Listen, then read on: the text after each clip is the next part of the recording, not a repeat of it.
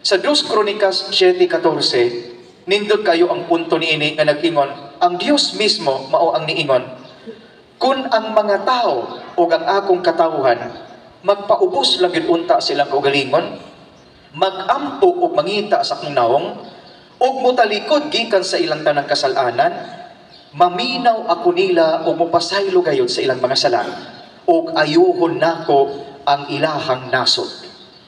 That is from 2 Chronicles 7:14. Kung maminaw lang yun ang mga tao nga rin kanako, kung mubalik lang unta sila diri nako, kung ila untang taligdan ang tanan nilang mga sala, pasayloon nako sila, maminaw ako kanila, o akong ayuhon ang ilang nasod. Basin baya o nagkagubot tag maayo, tungod kay wala nato dawata sa tinuuray ang imbitasyon sa Ginoo nga grasyas pagkabag-o. Atong timan-an nga ang pagkabag-o dili ra kutob sa paghinulsol, dili ra kutob sa pag-angkon nga kita nasayop. Naay ikatulong nga importante, restitution. Unsamay atong buhaton aron ang sipyat nato mutarong. Unsamay atong buhaton nga human sa damage sa atong mga sala, epekto niini atong ning matapakan.